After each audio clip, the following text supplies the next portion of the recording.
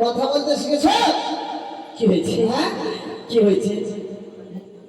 আর রাখা যাবে না তোদের। কাকে? তোদেরকে চুপ কর। রাখবো না। আমি আর ভাত দিতে পারবো না। হ্যাঁ রাখবো? এরকম স্বভাব? কি হয়েছে?